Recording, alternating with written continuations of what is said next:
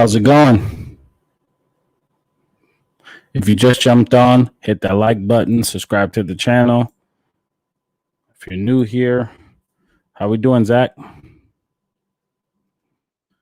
we doing, Baseball Prodigy? Adam, how's it going? Good to see you. Thanks for jumping on. Facebook in the house. We got Camouflage Rambo. How's it going? If you guys want to come to the show and chat for a second, you could definitely do that. We have Broshio, what's up?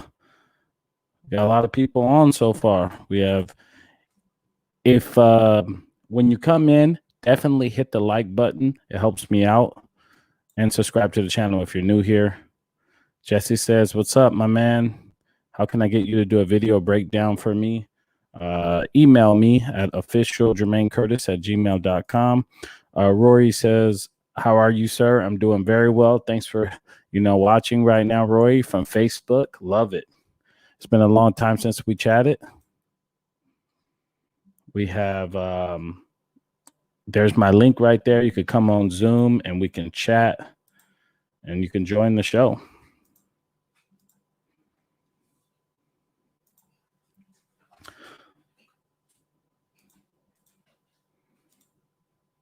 Wow. There we go.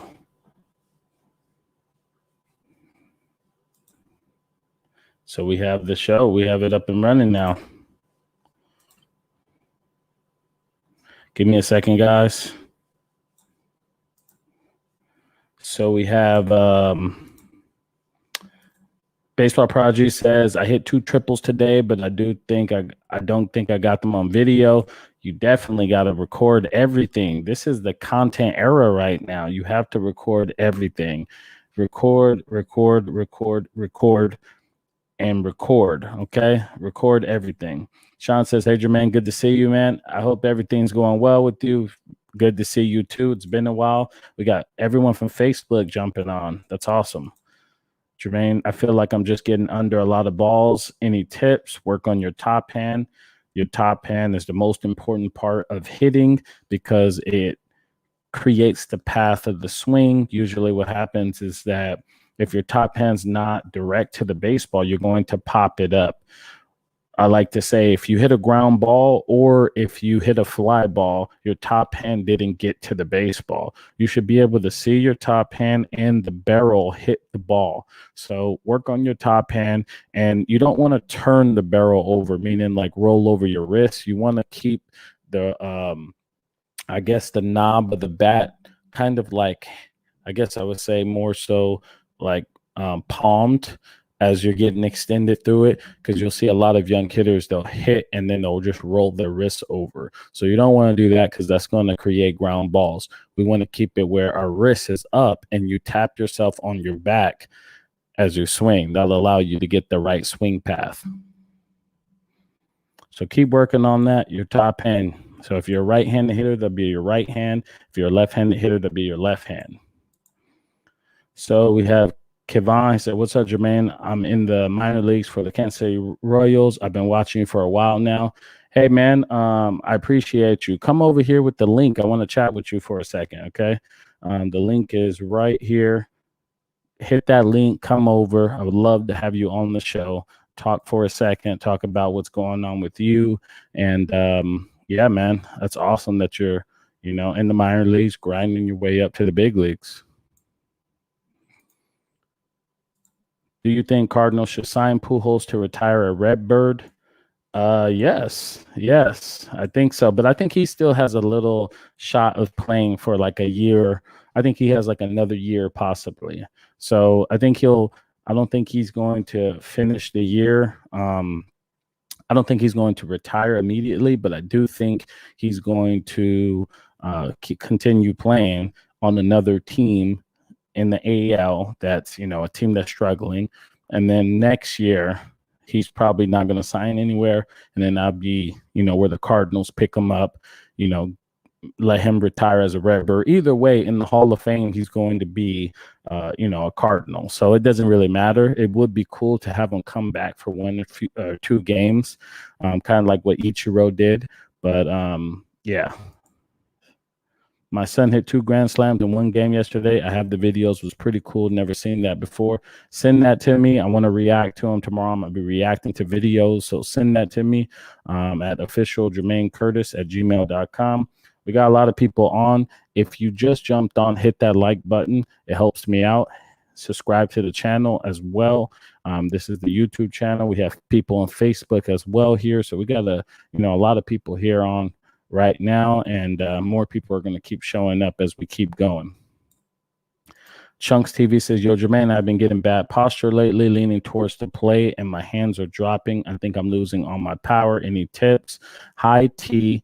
And one of the things I would do is stand in front of a mirror, a full body mirror, and take swings and watch how your body is moving. Really dial in to what you're doing as far as your swing. Learn your body. So one of the things I would do is high T, because your hands are dropping. You want your hands to continue to stay up.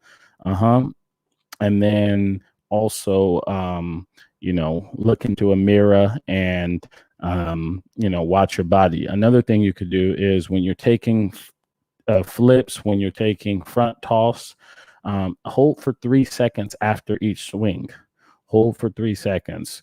Make sure your body is in the right place. A lot of the difference between you or I would say younger kids from the MLB is that when we're learning a new task or if we're working on anything, we do everything slow. And then you start speeding up. So you started at like 30% and you keep going up till you get to 100%. But that's after like week 2, or if you're already know what you're doing, then it's like 10 at like 30%, 10 at 50%, and you keep working your way up. So work slow and be under controlled, and then do it. You'll see a lot of young players, they go right into the cage and they're just going at 100 miles per hour, and they don't know what their body is doing. So if you do that, that's going to definitely help you out a ton. Jared, what's going on? How's it going? It's been a long time. Appreciate you. We got a lot of people commenting right now. Zach says, is a diamond swing a good technique? Diamond swing or diamond approach? Diamond swing or diamond approach, Zach? Jesse says, I had this old school coach this year at my junior college, and our head guy preached that leg kicks are not good because you'll be late on 95. I mean, that's not entirely true as far as, the whole leg kick thing. But I will say this, a leg kick is hard to maintain. If you've been doing it your entire life, then it'll be easier for you. But it's kind of hard because the whole point of hitting is to be balanced. And when you do a leg kick allows you to be early. It allows you to create rhythm in your swing. There's a lot of positives with the leg kick, but at times what happens is people do leg kicks and they start drifting forward. And if you drift forward, your base becomes unstable. And then that's when you end up hitting ground balls or weak fly balls because you're moving forward as you swing. So what you want to do is, if you do the leg kick, you want to be early, but you want to still stay on your backside. Now, if you can do that, you're going to hammer with the leg kick. So he wants you basically to get ready early, or he wants you to not do the leg kick so that you can get in a good place to hit, because we all need to get in a launch position, and that's the key to being a successful hitter. Sean says, how do you hit more line drives and not pop-ups? Work on your top hand, and that allows you to be more direct to the baseball. That's my answer for that. It's pretty easy. You'll hear me say top hand, top hand, top hand. Top hand's the most important. When you're hitting pop flies and you're hitting ground balls, it's because your top hand is not direct to the baseball. Okay, so if you want to hit more line drives, your top hand has to go straight to the ball or get on plane with the ball, and you'll hit more line drives and not pop-ups. If you just jumped on, or if I answered your question, hit that like button for me. I'm going through and I'm trying to answer all your questions. Definitely do that. It'll help me out. So hit that like button. You can share this to some groups or, anything. Help me out by sharing it. And yeah, I appreciate you guys. The more likes we have, the better it'll be. So hit that like button. We got a lot of people from Facebook today. Jesse says he was more of a stride guy and didn't work for me. What do you think about that? He was more of a stride guy and didn't work for me. What do you think about that? I don't know what your question is. Tim says, Adrian calling hit a 3-1 home run last game. Appreciate the time you spent with him in the past. If you got video of that, let me see it. I want to react to it because I've been reacting to my players that I've been helping. On Sundays, I react to the players that, I react to you guys. So send me a video of him hitting his homer because I know you guys got it, and I want to react to it. Scott says, at what age did you make the transition from kid wanting to play in the big leagues to putting in the extra work to actually make your dream come true? So that is a great question, phenomenal question. And before I answer that question, hit that like button and subscribe to the channel. If you're on YouTube, if you're on Facebook, share this to a group so we can get more people on. Please help me out. But to answer your question, I always had the dream since I was 5 years old. And when it comes to, your dream and something that you want to do, then you're going to do it because it's not work for you. It's fun. And so I would always tell my dad, let's go into the front yard and practice from, 6 years old, 7 years old. I tell him, let's practice. Let's play our little game. And he used to be with wiffle balls. And then we used to do acorns, where I used to hit with a broomstick and some acorns, and we used to play our game. And our game was, he would say, I'm Pedro Martinez or I'm Roger Clemens, and he would, act like he was throwing like them, and then I would hit it. And again, that wasn't work. It was fun. And when it's fun, you want to do it. So I would say from the age of 5, I always was working to it. And then when I got to about 12 years old, I started to take it more seriously because I wanted to, get better and stuff like that. So I basically had a system that I had in play, and basically was that I would go home because I would come home from school, and my dad's rules were you have to do your homework first before you go outside. So I would come home, do my homework, and then I would go in the backyard, and then I would hit. I would hit off the tee, and I would do like 50 swings to right center, 50 swings to center field, 50 swings to left center. And so that was my routine every single day. And I got really good at hitting. I left kids because they weren't putting in, the training to get better. And even little stuff, like I said, as far as hitting in the front yard, those things helped a lot in me getting better because I was basically practicing, putting in more reps. So great question. I've always had the dream since the 5 years old. And it's interesting now. It's like, what do I do now? Since I basically played for 26 years. And now I'm trying to figure out that now. But I'm enjoying it. I'm helping the next generation. And we are moving forward. And guys right now are crushing out here. So it's good, man. Great question, Scott. Swing analysis on great power hitters: Hank Aaron, Mickey Mantle, Yogi Berra, Mike Schmidt, Babe Ruth, etc. Diamond approach. How do I get the pitcher to throw in the diamond? How do you get the pitcher to throw in the diamond? Well, if you don't swing at pitchers that are borderline, you're going to force them to throw the pitches over the middle of the plate. So that's the key. How do you do that?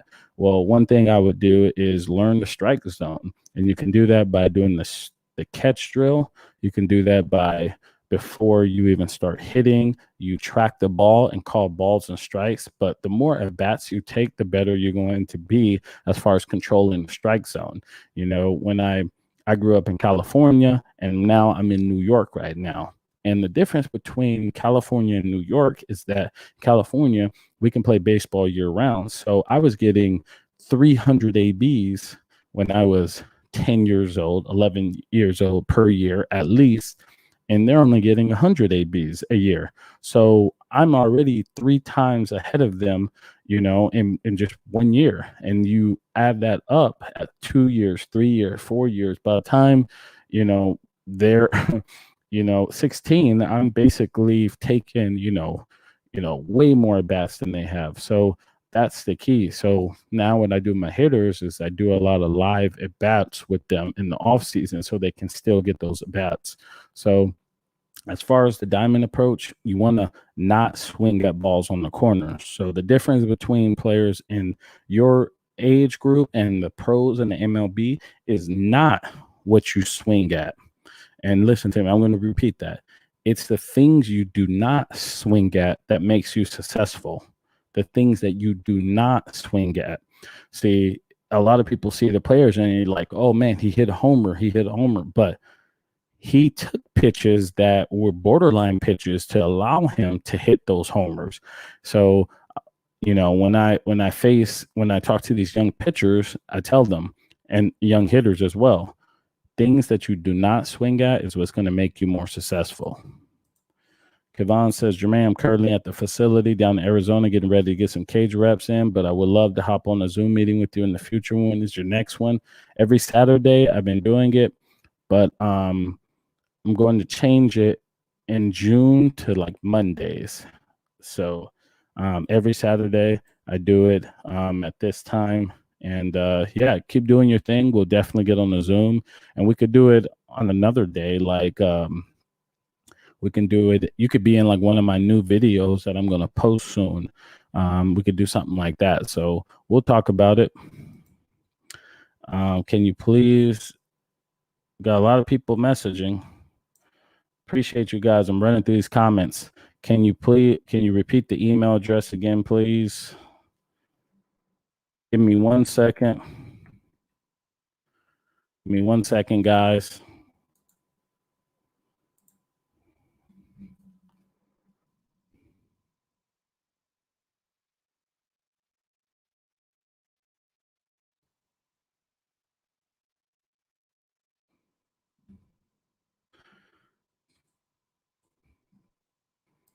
There we go. There you go.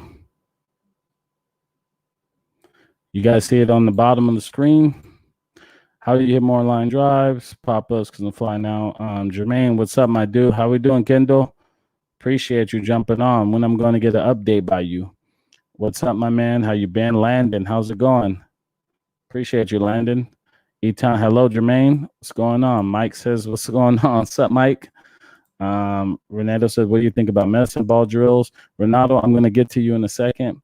We'll do for sure. Hey, Coach Curtis, I hit a double in the gap between the UCLA tip. Oh, yes, sir. That a boy. Hit those doubles. Hit those doubles. Yeah. We got VAZZ. He always here, always giving good advice and helping out the community. I appreciate you. Thank you. Adam says, how about your friend and former teammate Mark Canna? Production this season, doesn't that make you pumped to see them progress after such a long road to get noticed? Heck yeah, Mark Canna is one of the best. I've been texting him, telling him, he's been doing well. And, it's pretty awesome to see him doing it. He's always had it, and I helped him out that 1 year that he was struggling, and he gave me a shout out. We should see if we could find that. Mark Canna. Back to the MLB. What was that, 2017? I think that was 2017.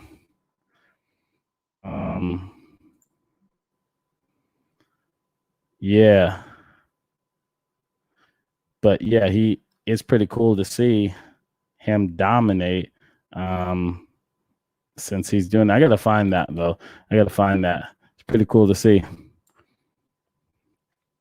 We have Brian. I've been watching your videos and I'm hitting 600 average with 15 doubles and 3 homers. You are a stud. Yes. Give me 1 second, Renato. 1 second. Eric says, I've been facing guys throwing 85, 91. I'm only 14 right now, so the pitchers are getting better, and you are getting better too, so keep facing them. Roy says, I know the soccer ball drill is good for working on your base, but what are some other drills to help work keeping a 60-40 base? I'm gonna make a video on this.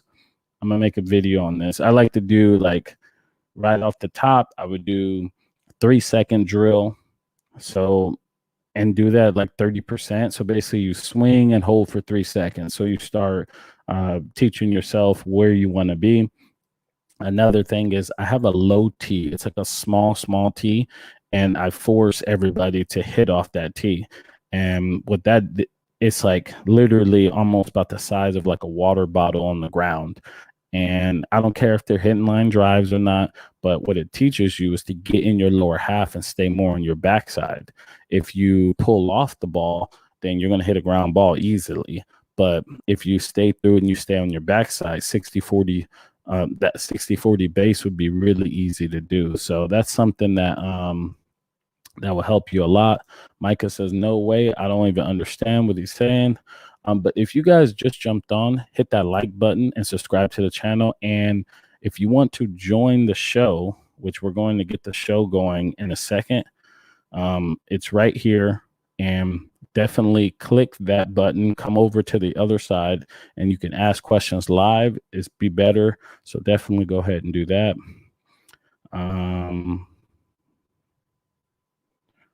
We say, Jesse says, what's your approach for looking for a perfect pitch to hit? Do you look for a pitch or do you look for a pitch and location? Look for a pitch and location, and be ready to hit. Be ready to hit.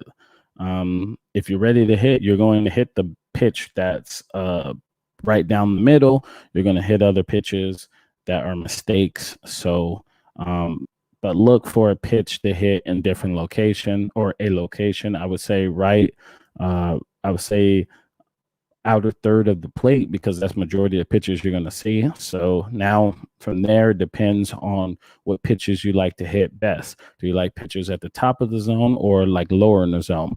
So work from there and find out the approach that best works for you. Jada says, I sincerely appreciate all you do. Thank you, guys. Hit that like button, subscribe to the channel. And yeah, Micah says, that's insane. Who's Micah? Micah says, Eric says, yo, who you play for?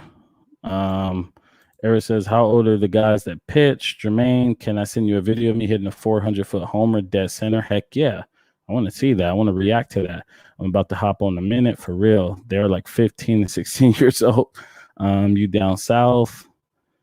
You guys are all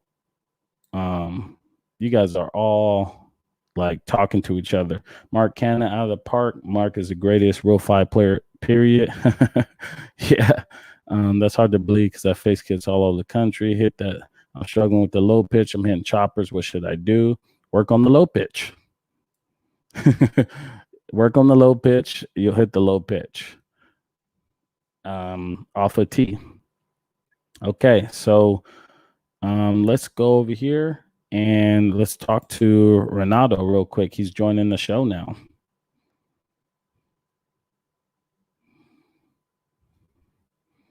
Renato. Hey, Jeremy. It's Jermaine, by the way. Jeremy. Sorry, bro. Hold on. Give me a second.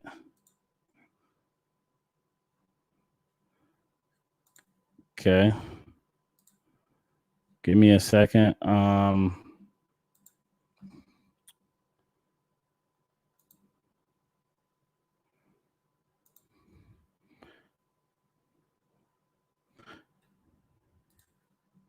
Okay, so what's your question, Renato?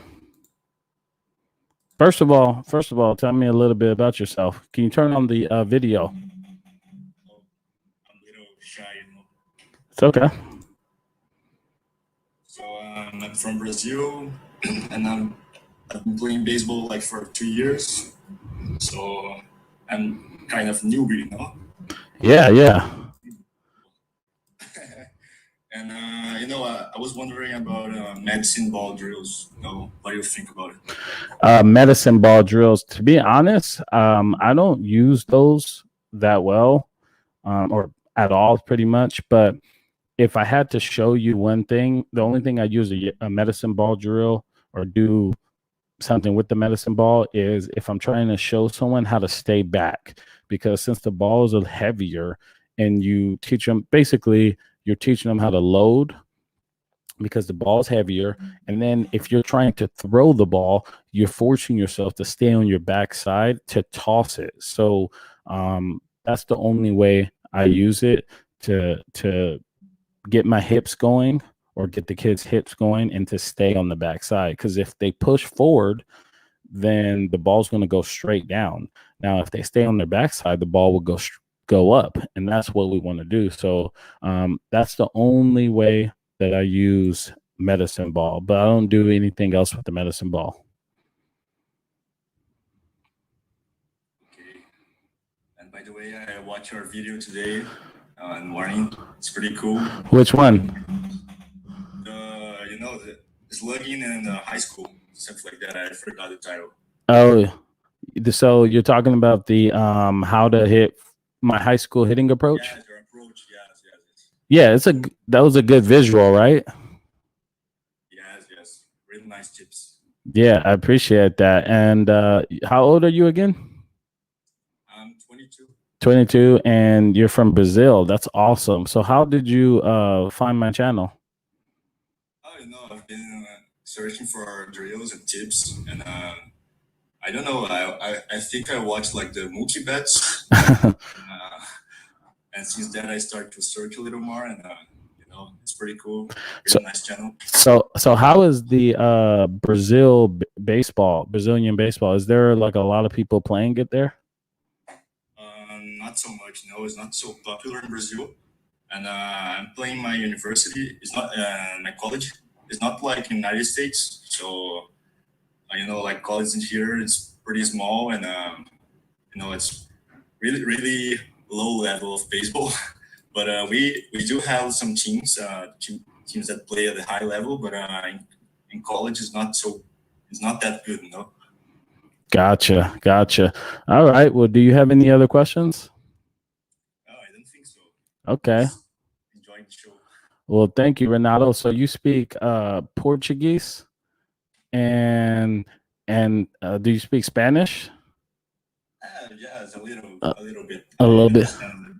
Okay, that's awesome. Yeah, I went to Aruba and they were listening to a lot of Portuguese and Spanish and different music like that. So that was pretty cool. Oh, really nice. Yeah.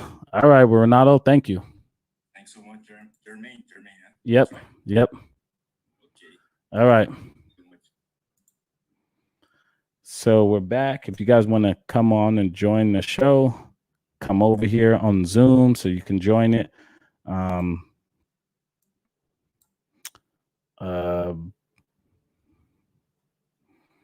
Yeah, join the show. Click that link. It's right there. I'll put it right here again.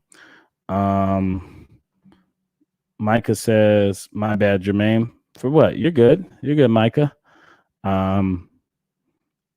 Axel says, how you feel about camwood bats for the bat speed, or are over under with regular weighted bats better? You know what? A lot of people. So Dave Parlett, he's right here. He said, great advice once again. Dave, can you come on real quick? Come on to the show and talk about the camwood bat. I know that you use it, so you can talk more about it. I honestly have never used a camwood bat, so I couldn't give that advice, but I'm going to let Dave, if he can, come over to the show and talk about the camwood bats. So give me a second, Kendall. What was your training routine when you were in the pros? So training routine, great stuff. So training routine in the off season or during the season? I'll go off with during the season right now. So during the season, basically how it works is you go to the field. Game starts at 7 p.m. pretty much every day. So you're at the field at 7 p.m. I mean, you're not at the field at 7 p.m., but that's the time the game starts.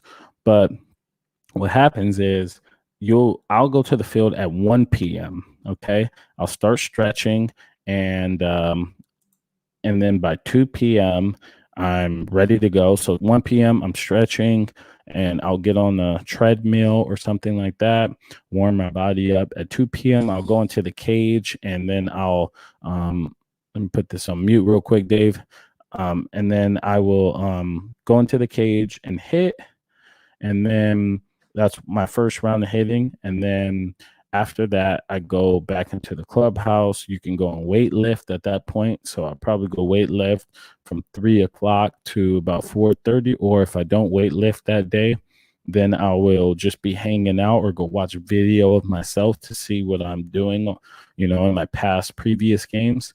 And then at 4:30, if you're at home, that's when you go out and you stretch, and you'll hit, you do your BP, and that'll go into about, 5 o'clock. Yeah, BP starts at 4. So that'll go from 4 to about 4:45, 5 o'clock. Then you come out, and you go back into the clubhouse, take a shower, chill out because baseball is now about to start, eat some food, relax, and then go out to the field. No, I would go out to the batting cage again at like 6 o'clock, and I'll hit off a pitching machine to get ready for the game. And I'll hit for like 10, 15 minutes. And then I go out at 6:30, start stretching. Game starts at 7. And that's pretty much my schedule when we play at home. So that's a great question. I'm trying to throw harder. I'm trying to push my weight back when throwing, but I'm struggling. What should I do? Keep without seeing you. That's hard to say. So let's get Dave Parlett on real quick, and he's going to talk about the Camwood bats. Dave, can you click the video?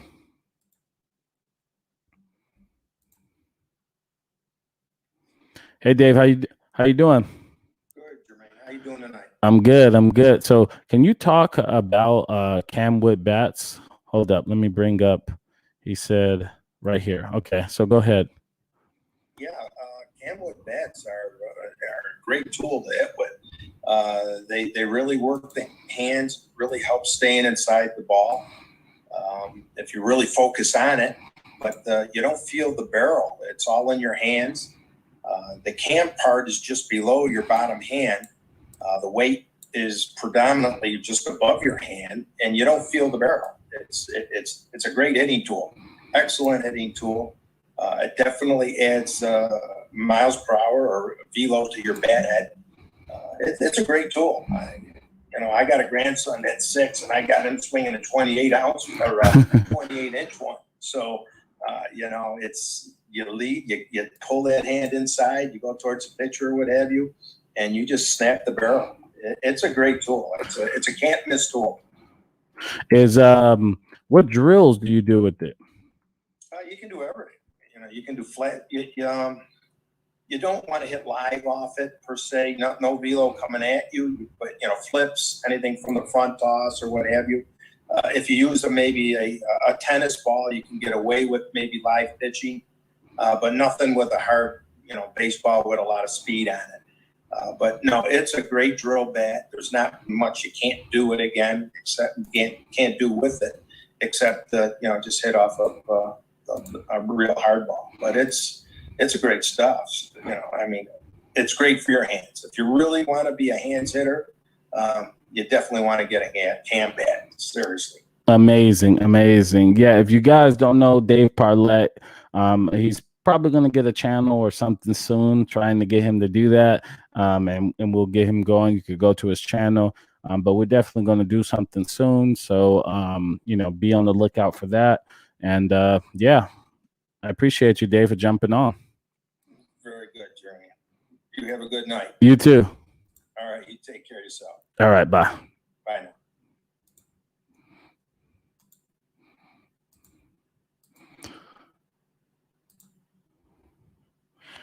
Kendall, what's going on?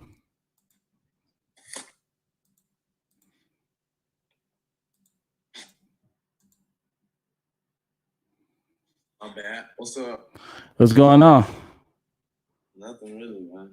Just been the same old, trying to keep training before I go to college. Oh, yeah, because your season's done now, right? Yes, sir. Yeah. Okay. So you at home just chilling. Yeah, and working out every day. I gotta. By the way, guys, I gotta make a video on Kendall because he's the first one going to college. If you guys are going to college, let me know. If you're a part of the crew, the family right here, let me know. I'm gonna make a video on you.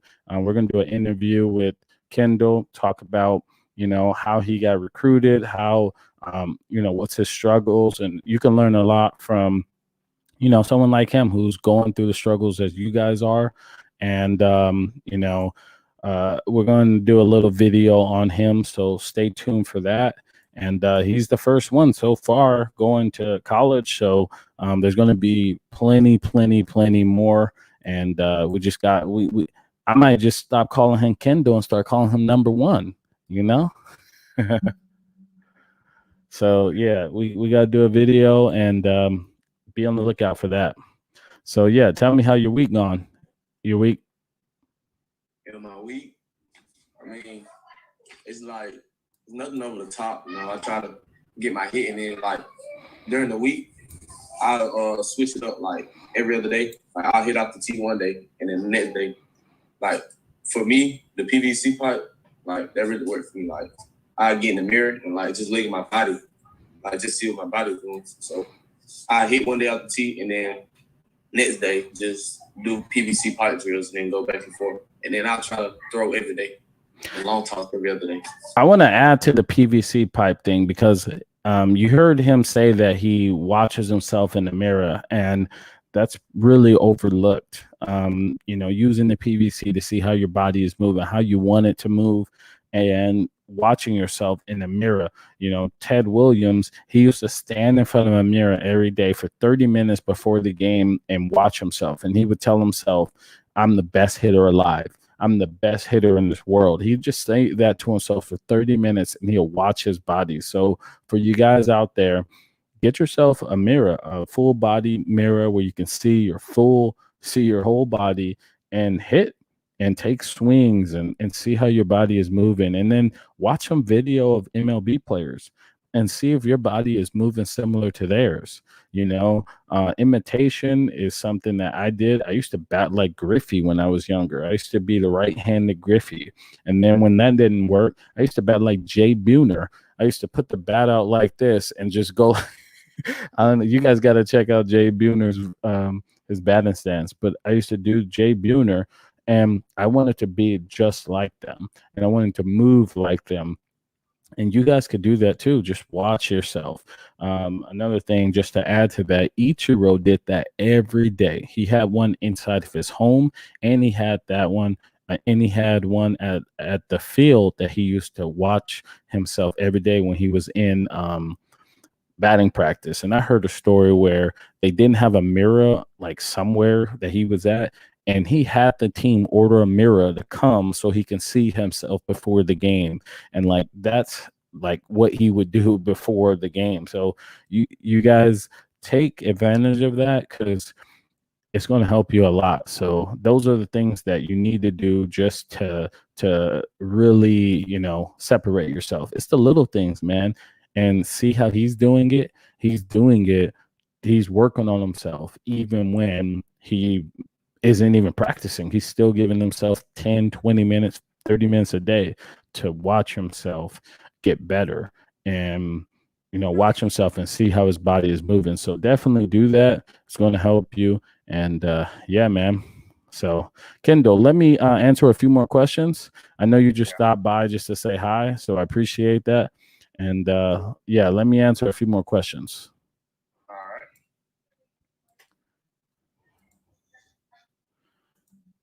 Let me put you on mute real quick.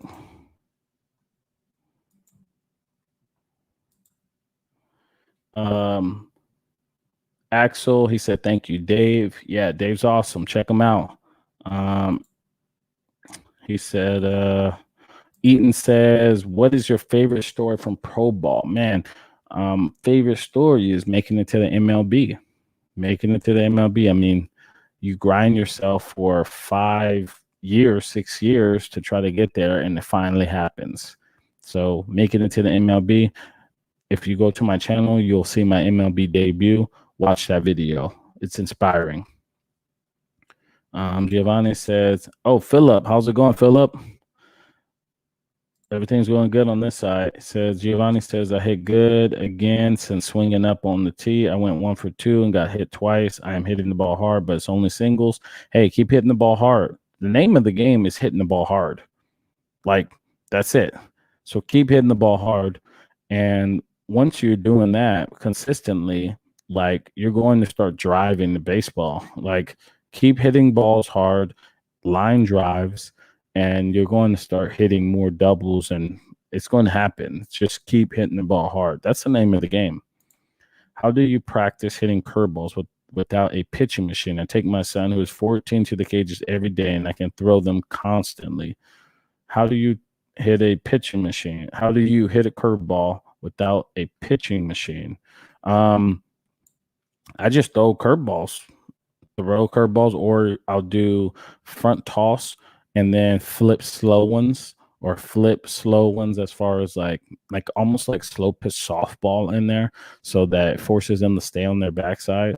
But the key to hitting curveballs, in my opinion, is changing your eyesight. So your goal is not to hit every curveball. Your goal is to hit the mistake. And that's really what it takes to get to the MLB and to be successful in this game. You need to hit 2 pitches. You need to hit a fastball, and you need to hit a curveball, or hanging off speed pitch. I'm sorry. So fastball and a hanging off speed pitch. So as far as to answer your question, and going to the cage every day, when you're throwing to him and you're flipping it to him, make sure that he's hitting the one that's up in the zone, because that's the mistake. That's the hanging one. But the one that's down in the zone, there's not much you can do with those pitches. If you look at the MLB level, when the guys are mashing curveballs, all the curveballs are up in the zone. They're mistakes. So when you're working on hitting curveballs, make sure that it's up. It's the one that's like basically belt high, that he could stay on his backside and drive it. That's one thing. And then the other thing is the approach at the plate. For me, I always look for the pitch up in the zone, because now if it is a curveball and it's down, you're just going to automatically take it. So that's the answer right there. It's not like you can hit curveballs all day, but if you're not swinging at the right curveballs, it doesn't matter. You're going to swing at bad curveballs and still get yourself out. So you want to swing at the right ones, and that's the mistakes. So Dale, can you also come over to the show, and we could talk more about it if that is something that you want to do? JC, can you make a video on protein supplements?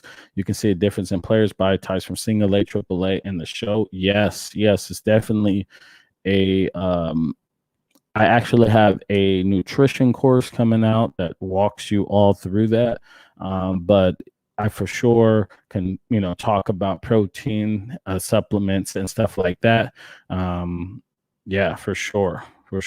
How many cheats are there? And will you please show us all of them? I have no idea what you mean about that. My cousin David Segui played in Seattle with those great hitters. Yeah, hey, tell David Segui if we can, I would love to have him on to talk hitting, talk about, stuff like that. Talk to him, see if he'd be interested in coming on, interested in maybe even doing a video. I would love to chat with him. I would love to start, doing that. Dale, can you put the video on?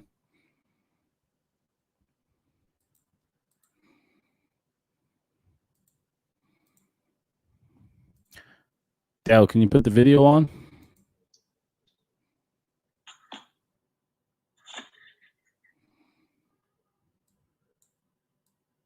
If I answered your question, hit the like button, guys. I'm only getting like 15 likes and stuff, 16 likes on a video, and I'm answering all you guys' questions. So hit the like button. That definitely helps me out. So hit the like button, because you guys are ninja watchers right now. You guys are just watching the video and not hitting that like button. Stop being the ninja watcher and hit the like button and show your support. I appreciate you guys. It's totally free. Just hit that like button. And yes, David Siggy was a beast. Dale, can you put that video on, please?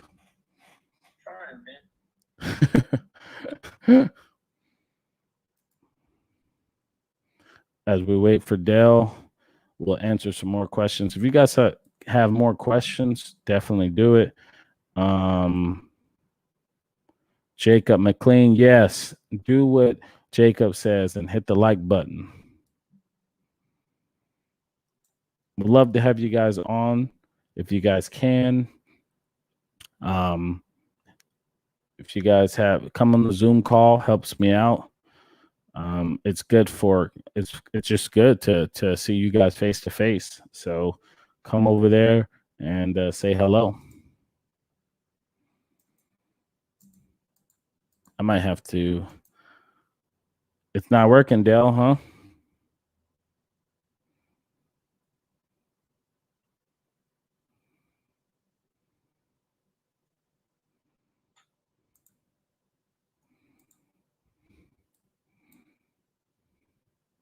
Hey, Brian, how's it going? Thank you for your time. Hit that like button. Dale, you have any question, Dale?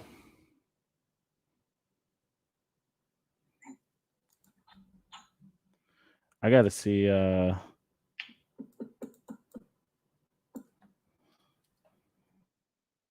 Marcana 2017. I'm checking out Marcana right now.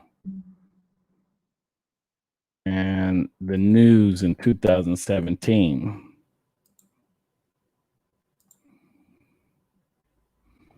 You guys have any more questions?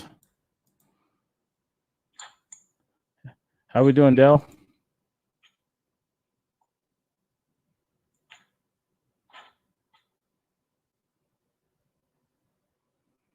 Hello?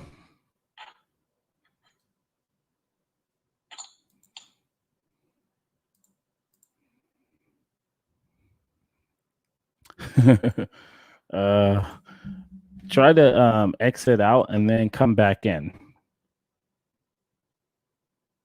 Oh, I'm gonna answer this question in a second, but let me answer this one. Lil Willie says, remember the hitting cheats video? You had the 6 hitting cheats. Yeah, 6 hitting cheats. 6 hitting cheats. We have 6 hitting cheats. I have to make another video on that, but that's basically an approach thing where you're able to like read like what the pitcher is going to do, and make adjustments based on that. And I really got that because of this, my hitter's logbook. So my hitter's logbook, which I'll give for free, just pay the shipping on it, and I'll send that out to you if you guys are really interested. Have a landing page that I'll give to you guys so you could just fill it out, get this, and then again, I'll ship them out to you. But when you document everything, you'll start noticing what they're trying to do to you, and then that's how you'll be able to like basically cheat. I started to know like when pitchers would go too soft, meaning 2 off-speed pitches, they would go 1 hard. They would throw a fastball, or the other way around. So if they threw 2 fastballs, they would throw 1 soft pitch. So I started to pick up on these things, and that allowed me to have the advantage. So definitely, as far as the cheats, there's some other things as well, but I'll make another video explaining that. But this is one of the best things that's helped me. And you guys know I made a video saying it helped me be an MLB player. So yeah, I appreciate that. And shout out to Axel. He's gave a super chat. The first super chat on this channel goes to Axel Rivera. Shout out to him. He, gave $9.99 to the channel. I appreciate you, Axel. That's awesome. Thank you so much. He said you do answer all questions with detail. Only channel I seen doing it. That's cool. Thank you. Did I press the like button? Heck yeah, that's awesome. So give a shout out to him. Thank you so much. I'll send you guys out one of these. So I appreciate you, Axel.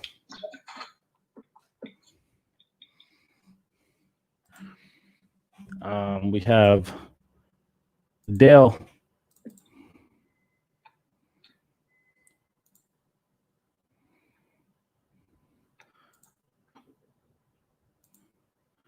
How we doing, Dale?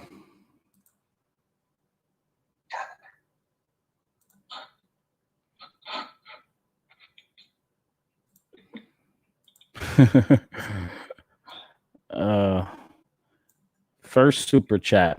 That's awesome. I'm pumped right now. I'm pumped. That was the first super chat. That's awesome, man. That's pretty good. Dale, can you come over here? Jacob said, did you have different swings depending on the count and situation, such as shorter swing and 2-strike count or something like that? Yes, that's a great question. Great question. And let me answer Dale's question real quick before I answer yours. So, how you doing, Dale? Good. Yeah, where are you from?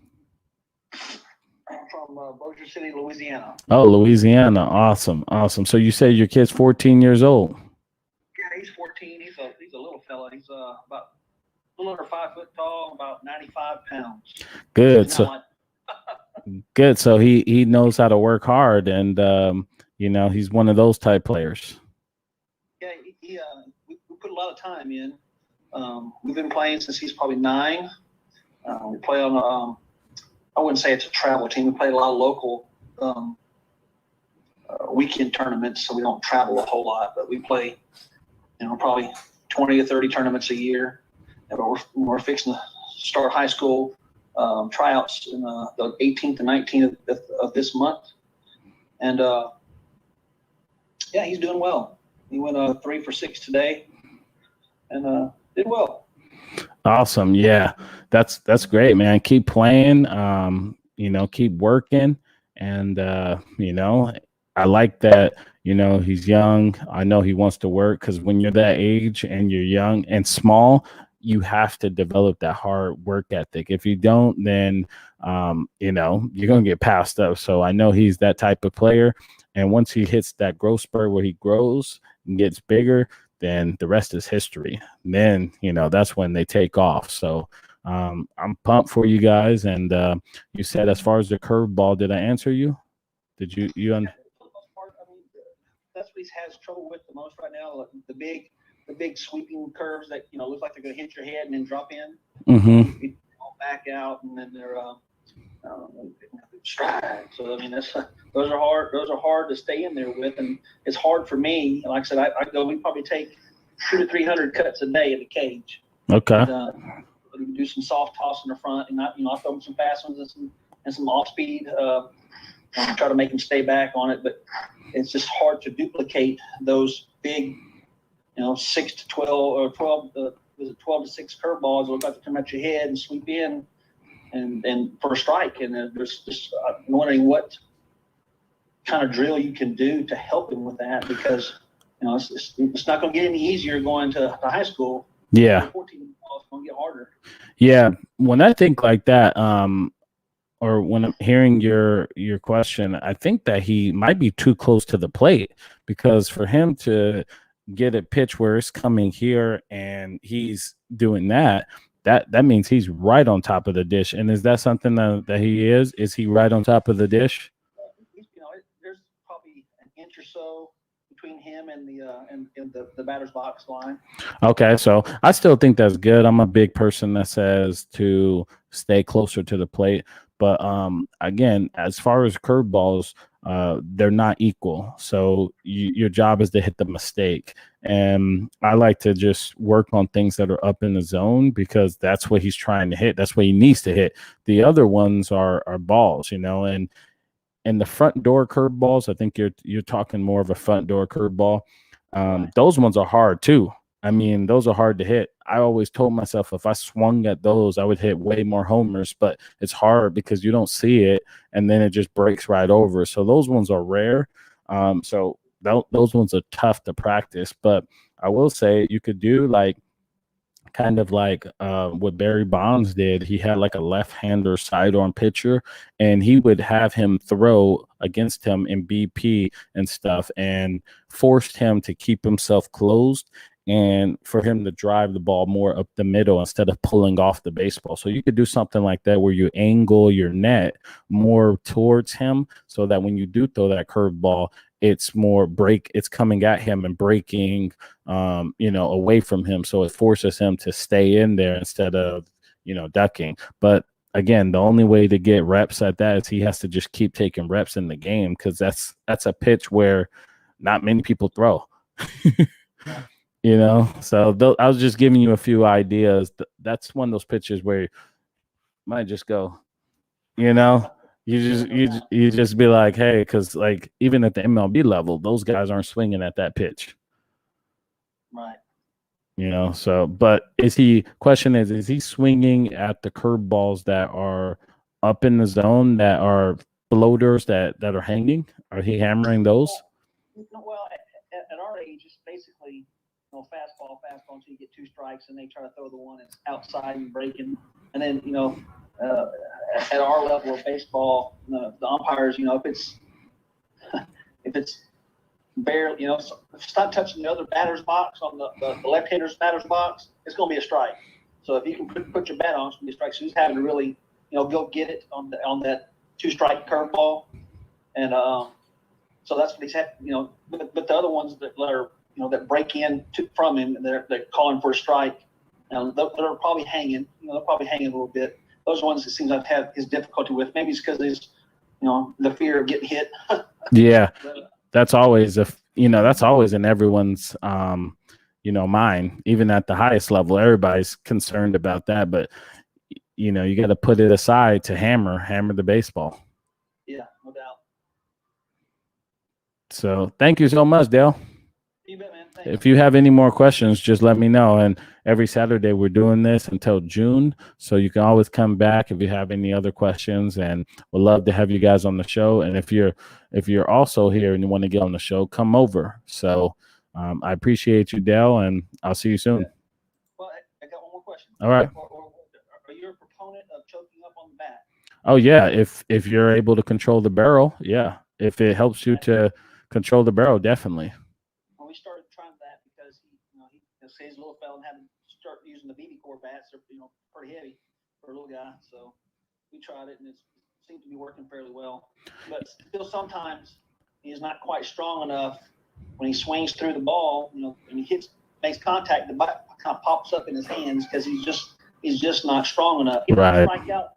He doesn't strike out very often at all. That's a good. He does push the ball and play a lot, but I think it's just because he's small and once he. Hopefully in a couple of years he'll get a little bigger. But. Yeah, that's I'll definitely choke up if you could. Quick story on that. I was in high A with the St. Louis Cardinals, and Troy Gloss was there. I was working my way up to the big leagues. Troy Gloss was like on his last years, and he also went to UCLA. I went to UCLA as well, so we had that kind of connection. And so his locker was right next to mine, and he grabbed my bat and he said, Jermaine, your bat is too soft. That's the reason why you're not hitting no homers. And he goes, here, use my bat. He swung a 35-35, and I grabbed his bat, and it was like it was a tree. And I was like, there's no way I can swing it. He was like, yeah, you can swing it. And then I choked up on it, and I just start dropping bombs with it. So yeah, I'm a big component of choking up if you need to, because you still get the weight of the heavy bat, and you make it a little bit lighter for yourself so you can control the barrel. All right. Well, thanks so much for your time. I appreciate you too. Thank you. Yeah. Let me answer this stuff. Deadly Turtle says, hey bro, Kieran, love watching your reaction video. We have a few questions. He's struggling with his timing. We watched your video and worked on that some. Do you have any other drills that might help? The UCLA drill helps a ton. At their age, that's the biggest issue is their timing. So UCLA will help, and it's just getting reps. You can help him by going in the front yard and just have slow pitches and fake like you're a slow pitcher. And then you can also have fast pitchers. You're going to be the one that helps him, because I was struggling with that at the early age too. And that's what my dad did. He just took me in the front yard and we just did wiffle balls, and he would be slow and then he would be fast. and he's going to get it, if you keep on working on it. So as far as drills, now it's just taking the reps, and that's basically doing it. And it's just little things as far as like just hitting in the front yard. So that's basically it. Palito de coco, que onda, way, que lo que hay. Deadly Toes. Also, we have a kid on this 9-year-old team that's constantly stepping out when the pitcher's thrown. We tried a few things. Do you have any suggestions for that? Thanks again for all you do. Okay.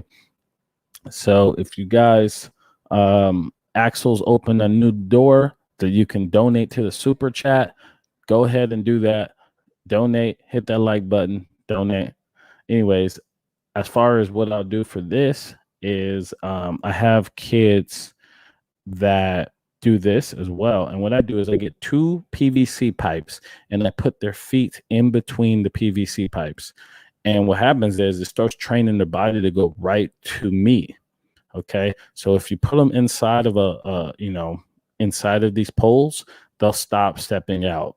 And you have to just keep working on them, doing front tall, stuff like that. If you don't have a PVC pipe, what I did is I put a bucket behind their foot when they stride. So that'll force them to stay up the middle. But usually if I put the poles into where they're at and I start throwing to them and I start doing that, then that will, basically knock that out right there. So do that. And then I have my kids do every day 100 like dry hacks at home where they force themselves to basically they visualize a guy pitching and they stride straight to the pitcher and hit. So I have them do at least 100 per day until I come back the next week until we work together again. So those right there would knock it out, guaranteed. So that's something that, will help. Granted, if they're not scared of the ball. So if they're scared of the ball, then you got the other problem, which is you gotta get them through that. But if they're not, then that'll knock it out.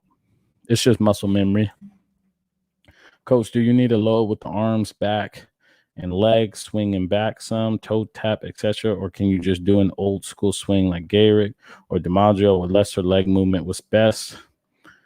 That's a great question. It depends on, what you like as a player. For me, I like a more of the old school type way because what happens for me is like the whole point of hitting is if you can be balanced. So if you're having that old school way, you're going to put yourself in a good position to hit more consistently. That's like doing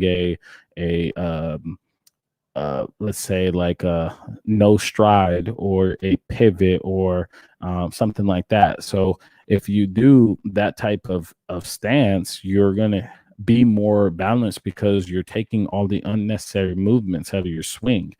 And as hitters, that's what we want. We want to put ourselves in the best position to hit. So for me, it looks sexier to do the leg kick and all that stuff. And if you see this video, actually, let's do a video right here. I'm gonna bring up a video that I just watched about myself a few days ago. It's this one right here. So let's watch this together. See if this pops up. Let me put this out. Actually, what we'll do is let me grab this video real quick.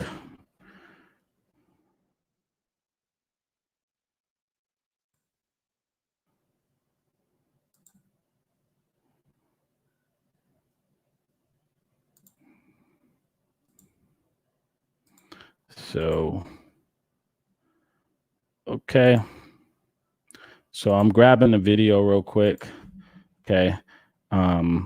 And I'm gonna walk you through this at bat right here.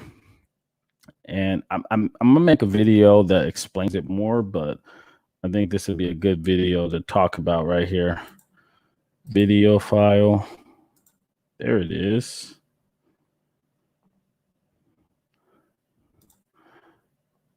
Gustavo. Hold on for a second, Gustavo.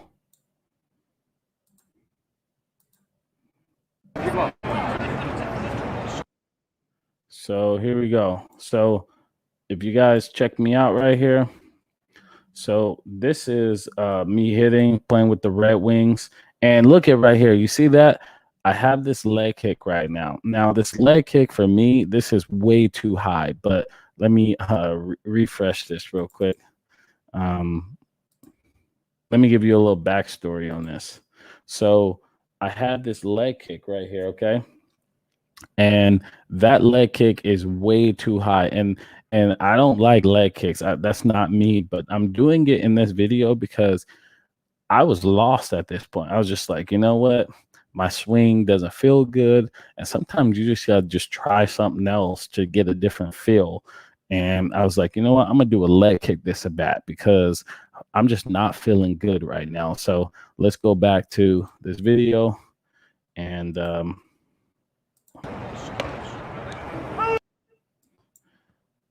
in this picture, he's pretty dirty, man. He's pretty dirty. So here we go. So he threw me like usually a slider. They throw me sliders and curveballs early, and so he got me with that.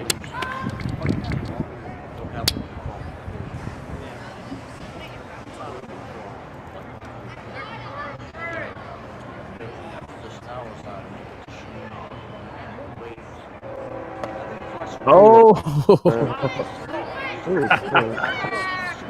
I went for sure. I went. But see, here's the issue with this. Here's the issue right here. I have this high leg kick and I'm drifting forward. And that's how lost I was because I never hit like this, but I was in on this. So here, look it. So here's the leg kick. It's high, hands drop, then they go back up, and I definitely win on that. That was brutal. So yeah, this is also when I was in AAA as well too. But I want to also say this about this video. There's a lot you can learn about this video. Like you guys are worried about your mechanics and stuff. And in my head right now, my mechanics were off. Like I felt lost at the plate. But in my head, I was still saying like he's not going to beat me. And I know like hitting is more so like what you're thinking and your mindset. And so mentally you could still get hits even if your mechanics aren't right. And you'll see in this bat, this is why you want to have that strong mindset. They literally ran those guys. Yeah, I mean, even for those guys, Sam was getting pushed to the limit. I mean, they were literally had a three-man rotation. I don't know how. So I'm on the plate, and he throws me a fastball in. Pitchers, when they throw a fastball in, they don't come back in with another fastball. So you know that. Like now I know, all right, he's going to go away from me now. And in my head, I'm thinking this right now. I'm saying, okay, he's not going to come in. He showed me in because he's trying to get me off the other pitches. He doesn't want me to hit the curveball, the slider, or the fastball away. So he just showed me in just to push me off those other pitches. A lot of trains today. See, one's coming right now. I'm not sure his judgment is all there. Major league experience. You got to work for that.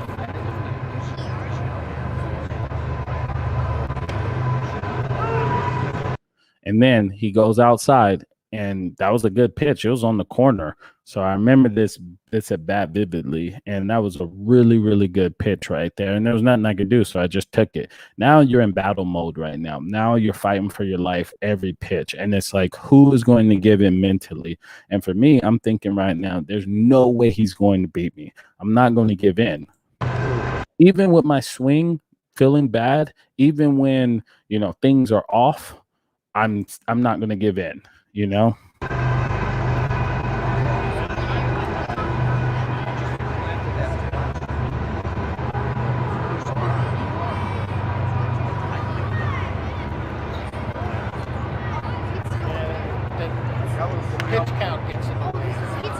And then again, I'm out front.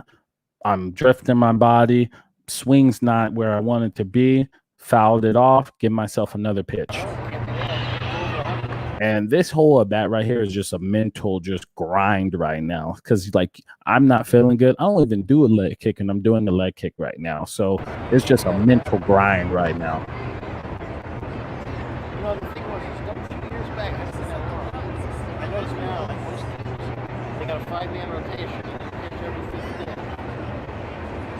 It used to be like you had a 4-man rotation. And then That was the mistake right there, though. You see my face? Let's go back. We gotta go right there. If I could zoom in right now. So here. like you had a 4-man rotation. And then You see that facial expression? You see that facial expression? That was the mistake. That was the one I should have hammered, but I missed it. Again, my mechanics was off. I felt off, but you know, it is what it is. That pitch happened. Move on. Move on. Now he still can't beat me. I'm still going to battle. I'm still going to win this. when a guy didn't get his rest, you'd bring the 5th starter. He would typically start 10 to 15 games last year on 4, right? Probably not. Now It's they're fucking all, baseball. right? It's like, Take. Honestly, I hope it's fucking boring. So that was a slider. I took it. It counts 3-2 now, and it's been a lot of pitches. You know, a lot of pitches, and Is I'm it outside? battling. He ain't gonna beat me. Right outside. Where is it in the city? Let me check. I've never heard of it. Frying pan. No. That's 10 right now. Foul off. What a bat. Let's see. So we're still battling. I give myself a foul off, you know, give myself another pitch. And he's threw me probably another slider or curveball, because this pitcher had a dirty slider. And we're still battling. Oh, he said finish him. Nah, he ain't finishing me. the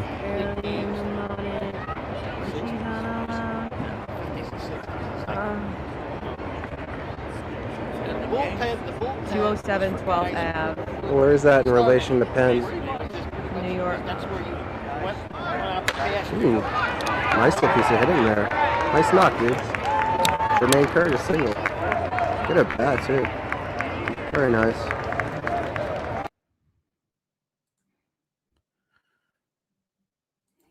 So there you have it. Look, hitting is more than your mechanics. Like my mechanics right there was off, and it still got a hit. Now that keeps you in the lineup. You get that hit, you get the team going. You have to be mentally strong to be successful in this game. You have to be mentally strong. That at bat right there, that guy had me 0-2, and I got him a hit. I had 8 pitches. I battled, and there you go. Boom, base hit, and you know, keep your average up, and keep yourself in the lineup. You know what I mean? And a lot of people ask me, when you're pro, do you look at the third base coach? I didn't look at the third base coach once. That's comedy. Hold on, let me answer a few questions. Coach, do you need a low with the arms? I think I won't say swinging, but movement back. Yeah, you get movement back. That'll help. What do you think? Record live at bats where you can see the pitcher throw and send it to Jermaine. Do see if it's timing issue, if it's a mechanical, then he can give you drills hard if you can't see. Yeah, that's a good idea. Send me that. That'll help me out. My question is in general sense. Try a closed stance for a 9-year-old kid. Nah, I wouldn't recommend doing a closed stance, because what's your first move when you do a closed stance? They're going to step out. So now they're going to open up their front shoulder. So, and you see that a lot with the youth area, youth age, they're always closed off, and their first movement is away from the pitcher. And so they can't hit the outside pitch because they're stepping away. So I wouldn't say that. And we got Gustavo. I stopped opening up, and I'm getting so much better contact on pitches. Yes, sir. Do you have any long toss program drills for outfielders? Nah, I don't, but I could find some. I will. Just message me. Holy leg kick. Yeah, I was off, man, but yeah, he said your thought process is crazy and just knowledge of the game. Thank you, man. I coached former MLB pitcher Jake Woods in high school. He spoke greatly of Bartolo Colon, Raul Ibanez, and Jamie Moyer as being great teammates. JC, was there any players that were good people to you? Carlos Beltran, Matt Holliday, Matt Carpenter. When I went to A's, who's with the A's with me were Chris Davis. He was awesome. We always hung out with the Reds. Joey Votto, Brandon Phillips. Brandon Phillips was probably one of my favorite teammates. That's a great question. Any ideas for Maddox? He's playing JV this season. Pitching is a lot slower than summer ball, so I have him trigger when the pitcher plants the front foot, but he's still early. Watch my UCLA video. Watch my video. If you go to my YouTube channel, it's how MLB players get on time. Watch that video. It'll help you out a lot and give you a good starting point on what you need to do. What are your pre-pitch thoughts? Are you guessing what you think the pitcher would throw? Do you try and pick a target? That's a great question. And give me 1 second. Okay. Gustavo.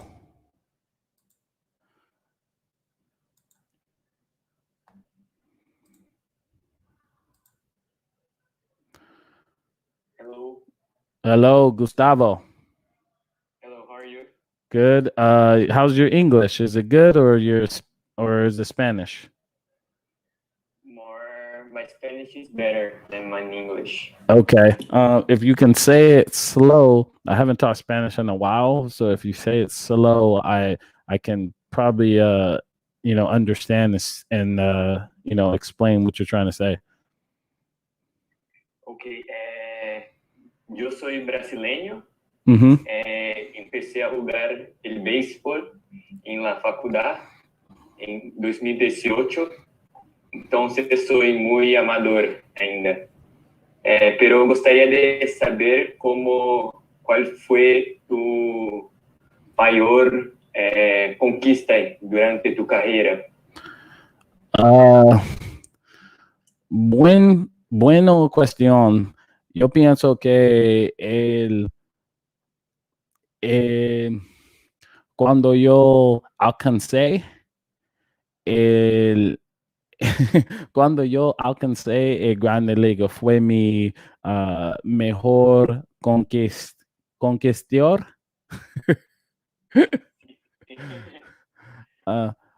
Yeah, and I say that right? It was my when I reached the big leagues was my biggest I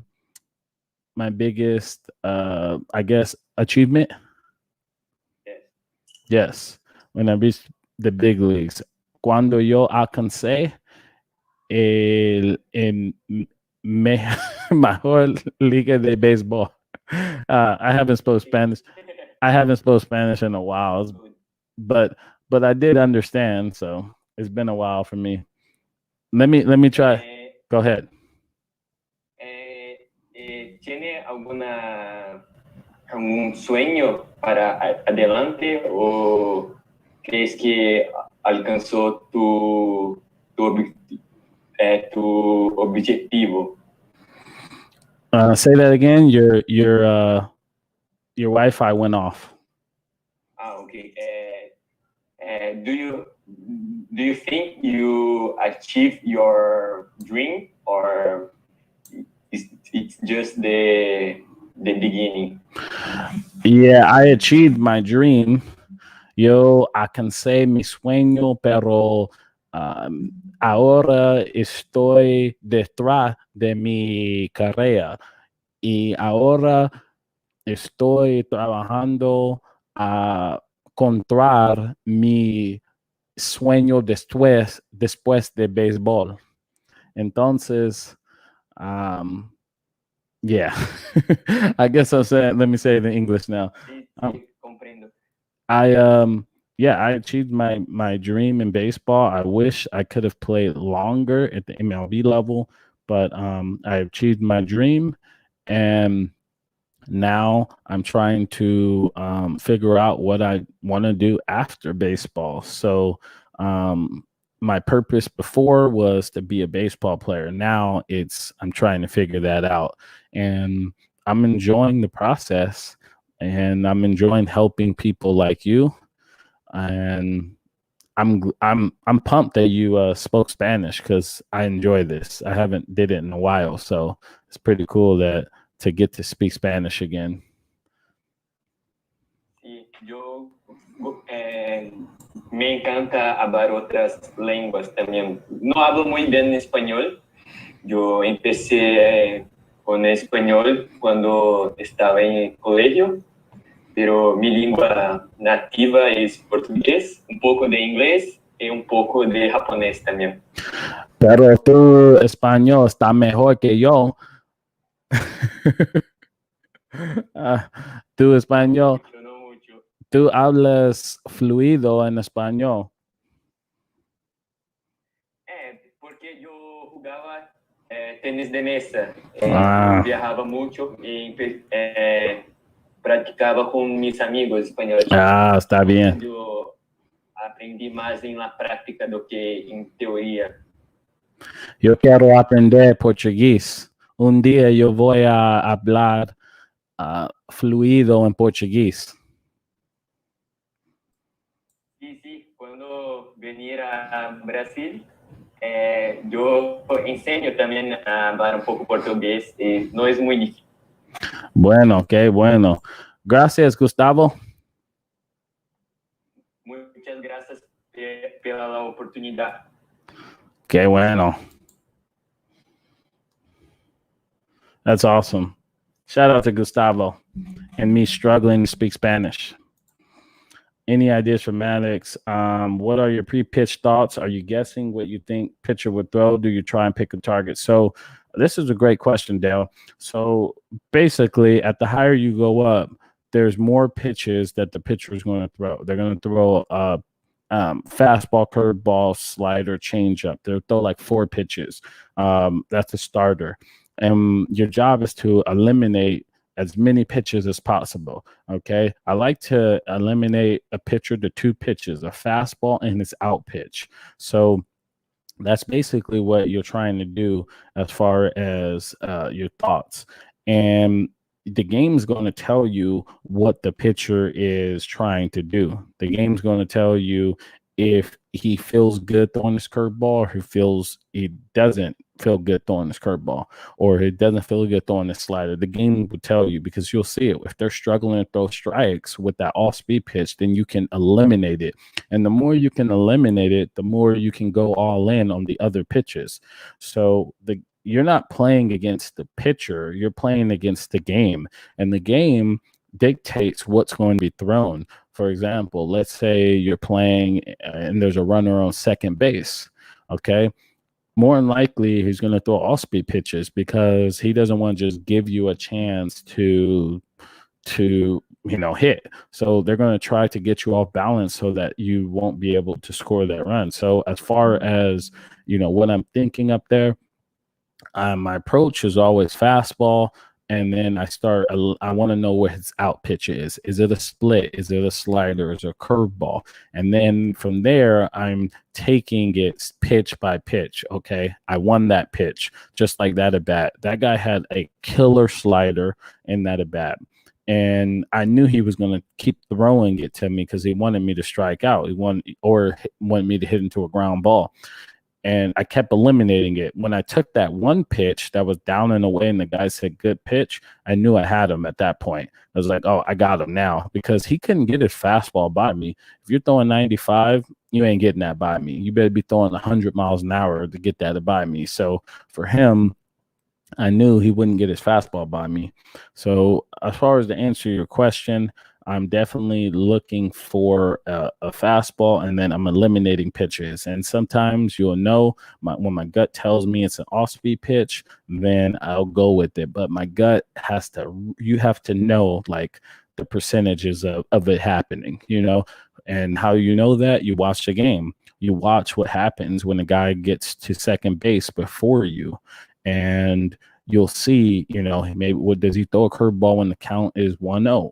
Does he throw a curveball first pitch? Does he throw a curveball with after 2 pitches? You'll know because in baseball, pitchers go into patterns. So just watch the game, and that'll tell you a lot about what's going on. Again, This helped me out a ton as far as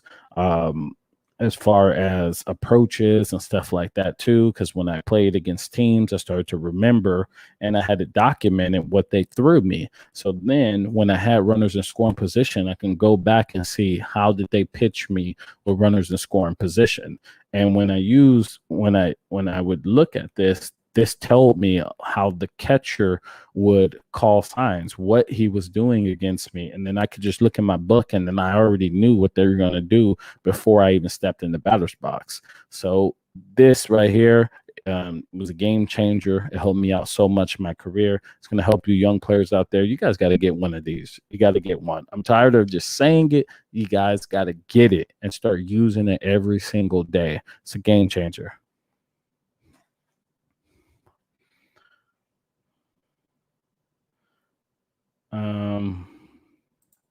What size bat do most major leaguers use that would be considered legit power hitters? 34, 32. That's normal size. But like I said, Troy Gloss used 35, 35. It looked like he was swinging underwater, but when he hit that ball went far. Because here's the thing. A lot of guys talk about power. How do I hit for power? Because you see the guys at the MLB hitting for power. But if you hit a 95 miles per hour fastball in the air, that ball's going to go. You just need to get it in the air. So his bat was 35, 35, which means it's going to be better wood because it's super heavy and they're throwing hard. So all he had to do was get the ball in the air and he'll hit that ball a long way. So, yeah. I'm Gringo. I met Chris Davis and his dad, Rodney, through KD's cousin, Darren. They were all good people to my sons. Yeah, KD's the man. Translation to everyone. I want to learn Portuguese. When you come, I will teach you. Thank you, Gustavo. Gustavo's the man. I need to start speaking Spanish again. It's been a while. Axel knows. He could be my translator. Help me out. How many dry swings in front of a mirror did you recommend taking? 100. 100. That shouldn't take you that long. At least 40. Found your videos a while back. Keep it up, man. Yes, I appreciate you. Thanks for watching. Let me ask you this. What video was it? What video was it? Does anyone put pennies in tennis balls? Does anyone put I used to do that, but I don't remember why I did it. It was just something I did. I don't know. What you think about your pro hitter thumb protector? I used the thumb protector because I had a guy throw 97 inside, jammed me, and my thumb swelled up to like this big. It was like swollen. And that was the last day I swung a bat without a thumb protector. So, yeah, I'm all about the thumb protector. You guys, we have all the foreigners jumping on the show. Come over and jump on the show, guys. I'm trying to answer a few more questions. Actually, that's not what you want to do. And we got one person, Axel, who donated to Super Chat. Come on, guys. You guys got to donate to Super Chat. Help the channel grow. And hit that like button. Let me grab the link for you guys if you guys want to come on the show. Why is it hard for me to see? There it is. Right there.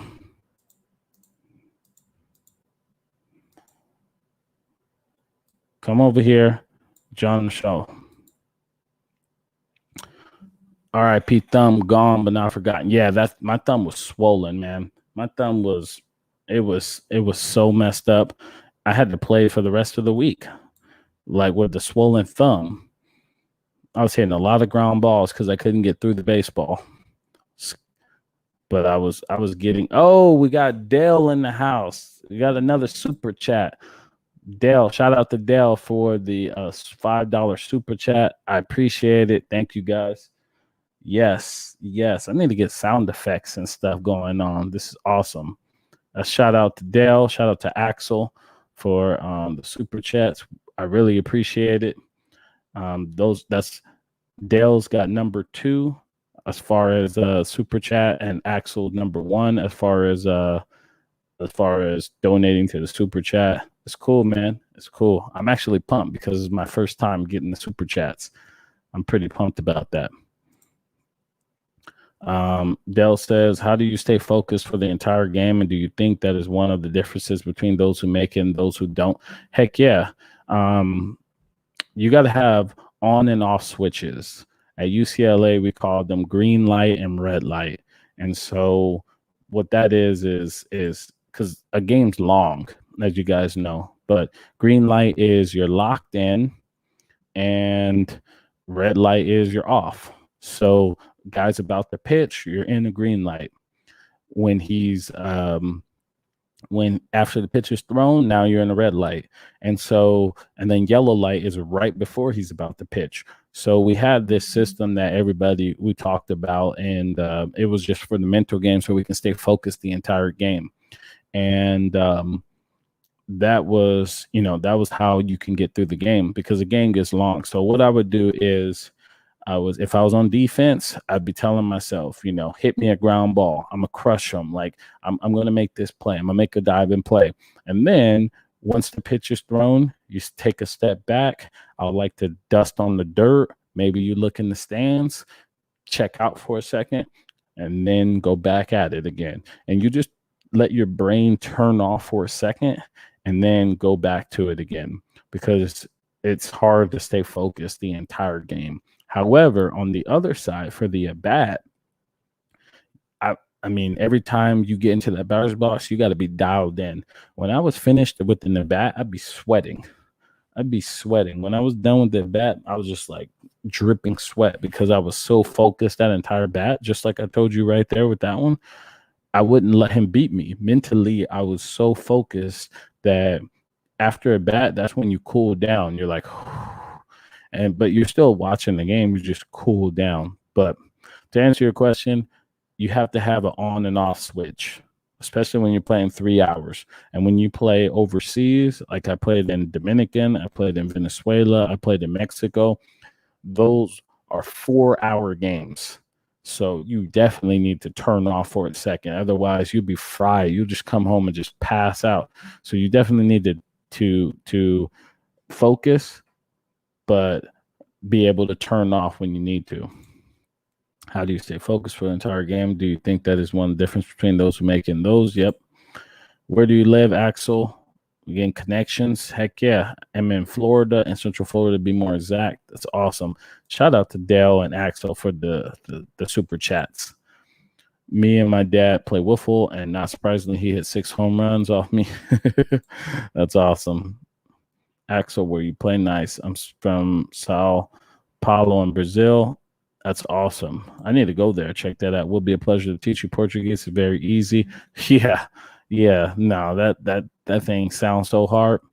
Guys, I donate because I was impressed by how he takes time to answer everyone in detail. Too much bad info on YouTube, so I appreciate the detail. No one does that. Help him out and donate. Yes, thank you, guys. It's about time we have, some people to help out. I appreciate all that. Thank you, guys, Axel. Yeah. Thanks for your answers. I coach my son's 14-year-old team. It's hard to get them to focus for the entire game. It drives me crazy. Teach them on and off, red light, green light. And you could just, like I said, we had like a little system where they would have us where we would practice it, and it was boring for us, but it got the point across. You have to have some off switches. You can't be dialed in the entire game because it's just too hard and too long. So you shut off, but then you shut back on. You turn back on. You shut off, you turn back on. That's how baseball works mentally throughout the game. But the problem is most people don't know how to cut back on after they cut off. And that's where you have to that's why I would talk to myself. I would say, hit me the ball. I'm going to make this play. And it keeps you dialed in when your mind's trying to go off. So you got to tell yourself, hit me the ball. I'm about to make this play. Or I'm about to crush this pitcher. It just keeps you in the game when you're talking out loud.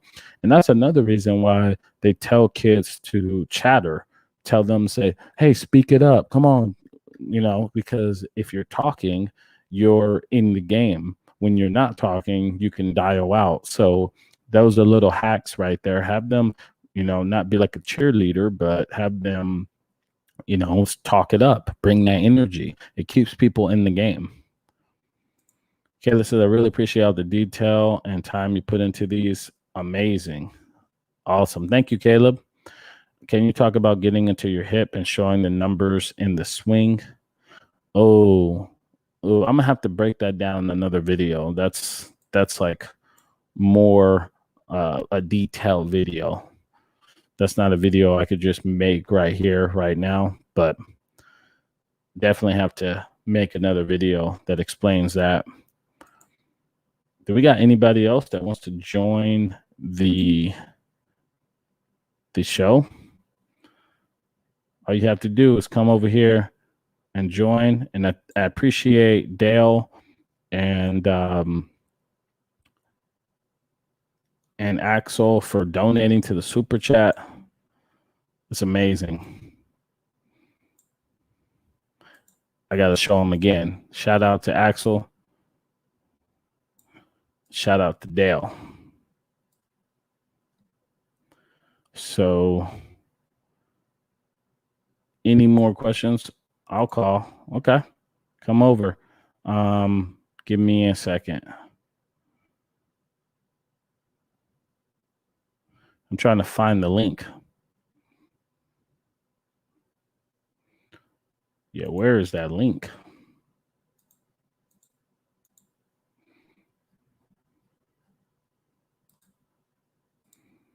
Okay.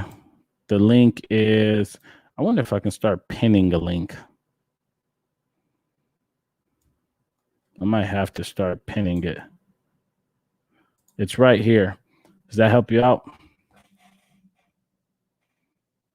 We got a lot of people from Facebook that join. We got a lot of people from YouTube that join.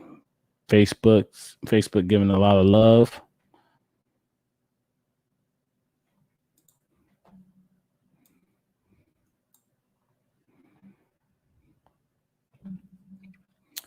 Facebook giving a lot of love. So yeah, if you guys want to, Dale says, do you like the term let the ball travel? I hear it a lot, but I think it brings in bad habits of being late. I'd rather be early than late. What is your opinion? Yeah, I like to say let the ball travel. I like it better than saying hit hit inside the baseball, because that's another way of saying let the ball travel. So I like that better. When I get hit, when they say stay inside the ball, I hear like people start pushing the ball to the opposite field, and that one right there, that's another one. But let the ball travel. I say let it get deep, but I still want you to be early though. So yeah, I agree with you. That's if they are pushing forward on their front foot. But yeah, damage is done out front, not deep.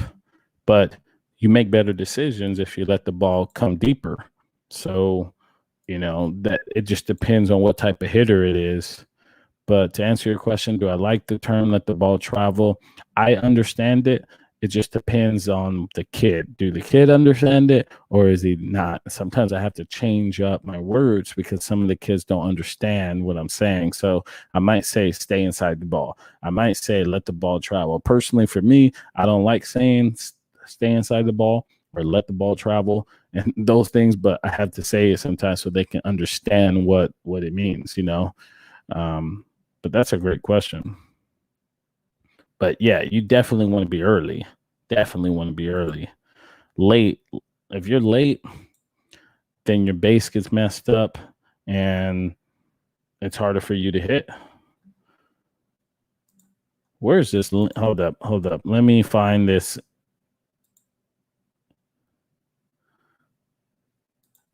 Is this the link right here? There it is.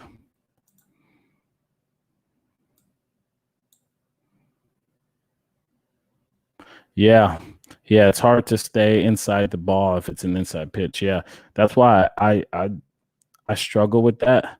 because I never like using that word inside the ball, but because I also don't want you to push the ball to right field. Like if you're a right-handed hitter and you're pushing it to right field, then it's going to be tough, So there's a lot of things with the baseball terms that I don't agree with, but it helps young players understand it, or at least kind of understand it. What to do when struggling at the plate? First thing I would do is, if you're struggling, is create your confidence. Start watching start with your positive self-talk. Then the other thing which you'll do is visualizing yourself having success. The third thing you could do is practice. Fourth thing you do is, I'm sure your parents are recording yourself, recording you playing. Take all your highlights and make a highlight video of yourself doing well, so you can see yourself consistently do well.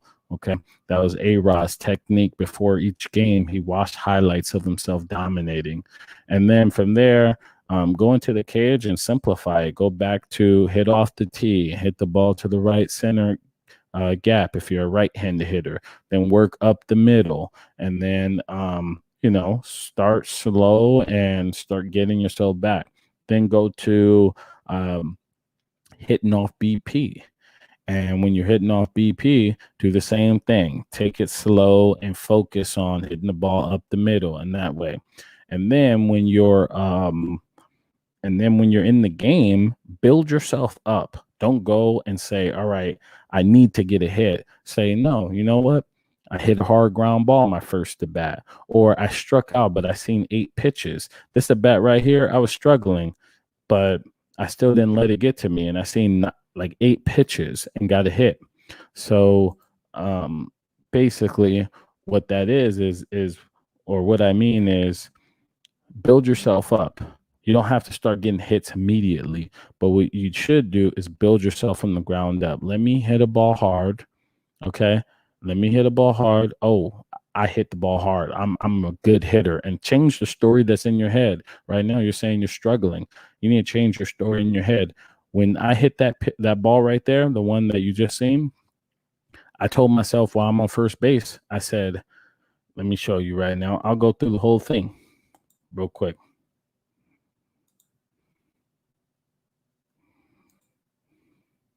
So let's just go back to this right here. Let's go back to the hit. In the Pennies. New York. Ooh, nice little piece of hitting there. Nice knock, dude. Jermaine Curry, a single. Get a bat, too. So right there, right now, I just got a hit. Now I'm telling myself that's what I do. I hit singles. I'm the best hitter on this team. Right when you get that hit, like that wasn't a hit. That ball wasn't hit hard, but you have to build yourself up. You have to tell yourself like you're doing well. You're about to get hot. That's the type of player I am. Like that's what I do. I get on base all the time. I dominate. And when you do that, you're going to start changing that story that's in your head. You're going to start changing your view on the world and in baseball, because it isn't just black and white. There's a lot of good things that you're doing that you're not giving yourself credit for. So that's right there. How do you get out of being struggling at the plate and start dominating? Good luck letting the ball travel with modern pitchers. Yeah, they're throwing gas, meaning hit it out front.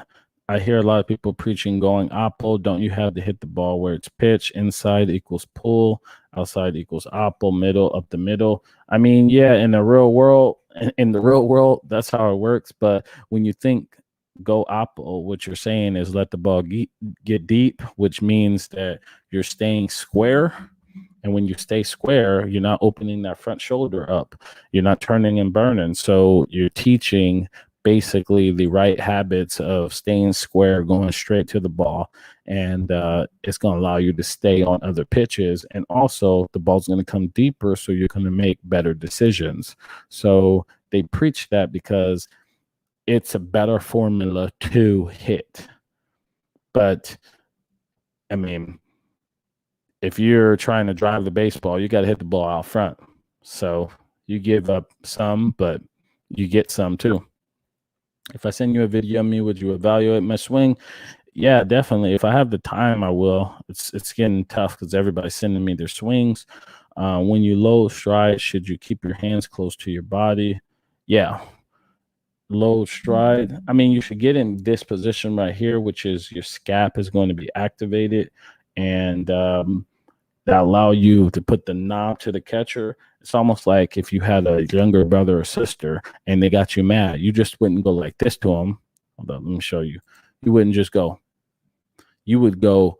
You would get back, and you would, you know what I mean? Same thing with hitting. You're gonna go here, and you're gonna go bam to the ball. You just don't go like this, or you want to get back, get that stretch, bam. You were talking about your leg kick earlier. There are a lot of different loads and swings, but most all the good hitters look the same at contact out in front. Exactly. So that is basically, I was struggling during this time, but this is more so my swing right here. This one right here. I'll show you 1 second right now.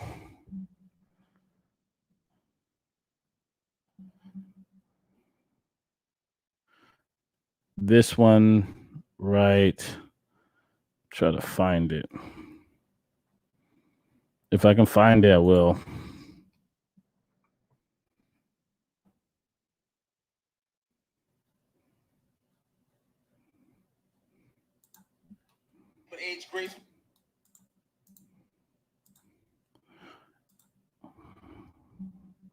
I'm finding it right now, guys. Hang with me.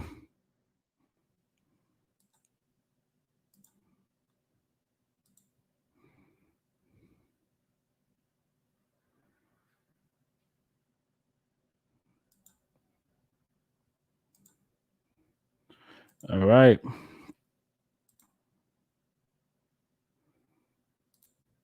Brian, what was your question? When you land in launch position, should I drive my back foot down? Nah. Shouldn't drive your back foot. I don't know, man. Those questions, see. All right, so from the coach's point of view, now that I'm a coach, or I've been coaching, those questions right there, like, that's for the coach. I feel like those when you talk about those things, like, those are so far in detail that it forces you not to be an athlete, not to be a hitter. Because if you're thinking about your foot down as you're hitting, then you're not in the at bat. So those questions right there, to me, is like, and I see that with a lot of coaches. They say these things. They say you have to drive your foot back with your heel and your back scap with your 45-degree angles and stuff like that. And they just make it so complicated. So players are struggling because they think that. But the players at the highest level, none of them are thinking about any of that stuff. None of them. Nobody. Nobody's thinking about that. Because hitting is hard enough as it is. So when I hear stuff like this, there's no right way to do things. I mean, there is like a way to do it. Gracefully, he's the manager for the Louisville Bats. So this is more of like my swing. This is normally was my coach, Delino DeShields, manager for the Louisville Bats. And this is you see where I'm at in the balance. That I'm right here. I'm close to the plate. That's where I hit. Close to the plate. Have like more in my lower half, and I'm crouched over with my hands back. And my stride was like basically like it was like a mid leg kick to low leg kick. And then that ball is hit very well to left field as well. And this was meant a whole lot of effort for that one. No need to. Jermaine Curtis has just hit the second solo home run. Yeah, let's go, baby. Let's go. They now take a quick 2-0 lead here in the top of the first inning. Louisville has been a team that has really, really thrived on the road. 16-9 on the road, 9-13 at home, and they've done it with power. This team has now hit 21 home runs this season, 19 of them on the road, 2 at home. Get that head out. Doing damage, hit it out front. So basically, that is more of my swing. Are you familiar with Todd Walker? We played ball when we were kids and went to high school together. He had a great college career at LSU and a good MLB career, about 12 years or so. Yeah, Todd Walker, of course. Yeah, I remember him. If you know him, let him know.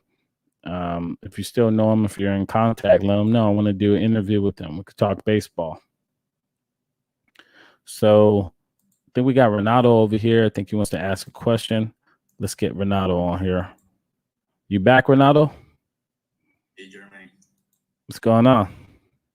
I want to ask, what is the difference between a home run swing, and a hit swing, Oh, good question. So let's look at this video. Right now, you're not on YouTube, right? No, I'm looking my cell phone. Okay. So if you were just watching the video, basically it's your point of contact. So your point of contact is going to be more out front. Watch this. You can't see it, right? You can't see it, right? If I showed you this, I can see on YouTube, but it's with 3 seconds delay, But I think it's fine. Okay. So let's go back to the swing. This one. Okay, so if we go back to here, this video right here, look where I hit this ball right now. You see it where I hit this? This ball is out front. See where my head is and where my bat path is? I hit it out front, and that's where the damage is. The damage is done out front without rolling over, though. You have to stay extended. So boom, I hit it out front. That's right in front of the plate on the point of contact. Okay. And then just stay through it. You see I'm getting that extension through that baseball. And then boom. Then it's I'm in my lower half and I'm just, following up and through it. 19 of them on the road, 2 at home. So you see that? Usually that's what happens with home runs, and it's your point of contact. If it's more out front, you're going to be able to drive the baseball. But more deeper, you get more of a line drive swing. If that makes any sense? Yes, but do you when you're on the plate and certain kind of situation in the game, like a runner on third or second, you think I'll just try to hit a single, or I'll always thinking about to hit a home run, no? Man, no. That's a good question, though, because that's a tough one. You want to try to drive the ball when you're in hitters counts. Okay, so that's 2-0, that's 3-1. 0-0 could be a hitter's count. They usually throw a fastball. Hitters counts 3-1, sometimes 3-2, depending on what level you're at. But yeah, I would say 3-2 as well. 2-1, that could be. But yeah, you want to, in hitters counts, you're eliminating pitches. So you know that they're going to throw more of a fastball. So 2-0, they're going to probably majority of the time throw a fastball. So you can look to try to hammer that pitch because it's coming. So in those situations, you can look to do damage. And then there's other times where you're probably not seeing the pitcher well. If you're not seeing him throw the ball well, then you just say, here, I'm just gonna, try to fight one off, just like I did in that at bat. This bat right here, I was struggling. And very nice. I was struggling this at bat, and he was throwing me a lot of tough pitches, and I just wanted to just, I just needed to fight, and I was just fighting. So it just really depends on the situation. But I will say that majority of the time, if you're in hitters counts, let it eat, get it out there, hit it out front, and then drive the baseball. That's a great question. Hey, thanks so much, Jeremy. Thank you. Great questions. I'm about to put these out there soon.